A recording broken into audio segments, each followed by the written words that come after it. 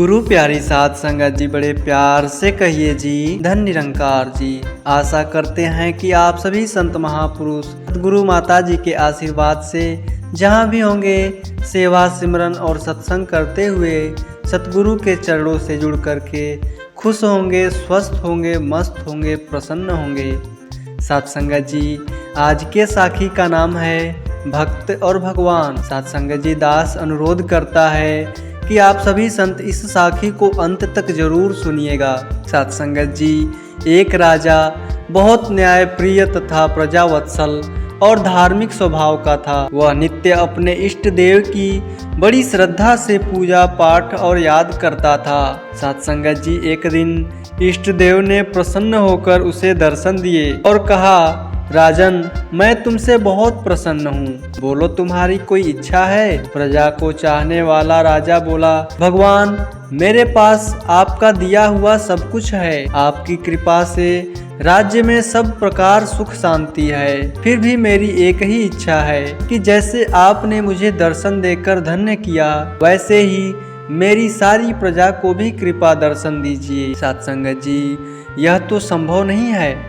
ऐसा कहते हुए भगवान ने राजा को समझाया, परंतु प्रजा को चाहने वाला राजा भगवान से जिद करने लगा। आखिर भगवान को अपने साधक के सामने झुकना पड़ा और वे बोले, ठीक है, कल अपनी सारी प्रजा को उस पहाड़ी के पास ले आना और मैं पहाड़ी के ऊपर से सभी को दर्शन दूंगा। साध संगत जी, यह सुनकर राजा अत्यंत प्रसन्न हुआ और भगवान को धन्यवाद दिया।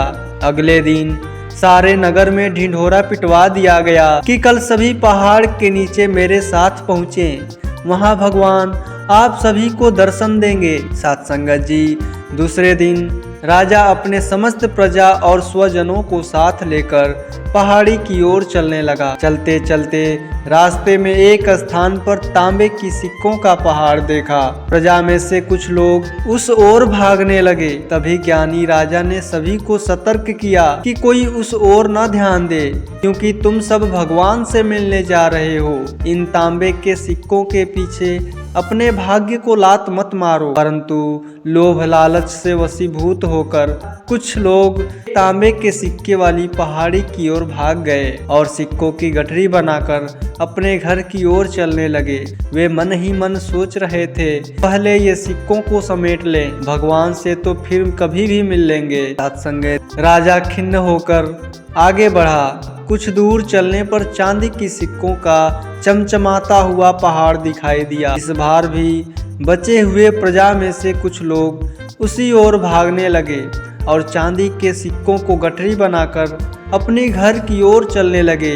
उनके मन में विचार चल रहा था कि ऐसा मौका बार बार नहीं मिलता है। चांदी के इतने सारे सिक्के फिर मिले ना मिले, भगवान तो फिर कभी भी मिल जाएंगे। इसी प्रकार कुछ दूर और चलने पर सोने के सिक्कों का पहाड़ नजर आया।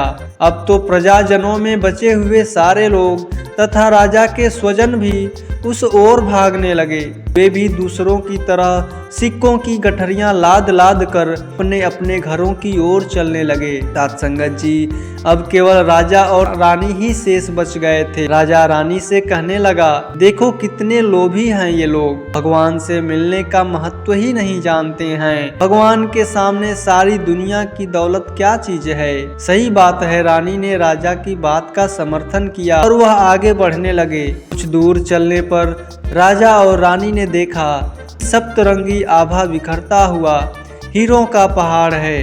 अब तो रानी से भी रहा नहीं गया। हीरों के आकर्षण से वह भी दौड़ पड़ी और हीरों की गठरी बनाने लगी। फिर भी उसका मन नहीं भरा तो साड़ी के पल्लू में भी बांधने लगी, परंतु हीरों का तृष्णा अभी भी नहीं मिटी। यह देखकर राजा को अत्यंत ही ग्लानि और विरक्ति हुई। साध संगत जी, बड़े दुखद मन से राजा अकेले ही आगे बढ़ते चले गए। वहाँ सचमुच भगवान खड़े उसका इंतजार कर रहे थे। राजा को देखते ही भगवान ने मुस्कुराया और पूछा, कहाँ है तुम्हारी प्यारी प्रजा और तुम्हारे प्रियजन? मैं तो कब से उनसे मिलने के लिए बेकरारी से उनका इंतजार कर रहा हूँ। साध संगत जी, राजा ने शर्म और आत्मग्लानि से अपना सर झुका दिया। तब भगवान ने राजा को समझाया, राजन, जो लोग अपने जीवन में भौतिक सांसारिक प्राप्ति को मुझसे अधिक मानते हैं उन्हें कदाचित मेरी प्राप्ति नहीं होती है और वह मेरे स्नेह और कृपा से वंचित रह जाते हैं। साथ संगत जी, कहने का भाव है कि जो जीव अपनी बुद्धि और आत्मा से भगवान की शरण में जाते हैं और सर्वलौकिक संबंधों को छोड़ के प्रभु को ही अपना मानते हैं वही भगवान के प्रिय बनते हैं। संगत जी, एक बार महात्मा बुद्ध ने कहा कि मैं इस संसार में 4 तरह के लोग देखता हूँ। एक अंधेरे से अंधेरे की ओर ऐसा व्यक्ति जिसके जीवन में अंधकार है, यानी कि गरीबी है, परेशानी है, व्याकुलता है, फिर भी वह क्रोध जगाता है, द्वेष जगाता है तथा अपने दुख का जिम्मेदारी दूसरों को ठहराता है और मन ही मन दूसरों को गाली देता है, दुख को भुलाने के लिए नशा पान करता है। ऐसा व्यक्ति आज तो दुखी है ही, लेकिन आगे के लिए भी दुखी का बीज बो रहा है, यानी अंधेरे से अंधेरे की तरफ बढ़ रहा है। दूसरा, अंधेरे से प्रकाश की ओर। ऐसे व्यक्ति के जीवन में अंधेरा तो है, लेकिन भीतर ज्ञान जाग रहा है। वो ये सोचता है कि यह जो कुछ भी मेरे साथ हो रहा है वो किसी जन्म का दुष्कर्म के कारण हो रहा है। किसी दूसरे को क्या दोष दूं? ये तो बेचारे माध्यम बन गए हैं। तो अपना वर्तमान कर्म सुधारता है, औरों के प्रति मैत्री, करुणा, सद्भावना जगाता है। किसी के प्रति क्रोध नहीं, द्वेष नहीं।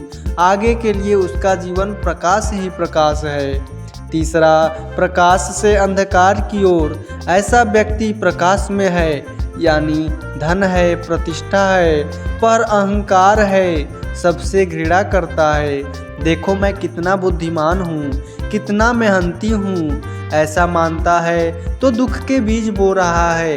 भविष्य में अंधेरा ही अंधेरा होगा। चौथा, प्रकाश से प्रकाश की ओर। ऐसा व्यक्ति प्रकाश में है, पर साथ साथ ज्ञान भी है। वो ये सोचता है कि यह जो कुछ भी प्राप्त हुआ किसी पूर्व पुण्य कर्म से हुआ है, सदा रहने वाला नहीं है। तो लोगों की सेवा करता है, उनमें सामर्थ्य के अनुसार सहर्ष हाथ बटाता है, औरों के प्रति मंगल कामना करता है, तो उसका आगे आने वाला जीवन भी प्रकाश ही प्रकाश होगा। तो साथ संगत जी, उम्मीद करते हैं कि आप सभी संतों को आज की यह खूबसूरत साखी जरूर पसंद आई होगी। अगर साखी पसंद आई है तो कृपया लाइक, शेयर और सब्सक्राइब करना ना भूलिए। साथ संगत जी, बड़े प्रेम से बोलिए जी, धन निरंकार जी।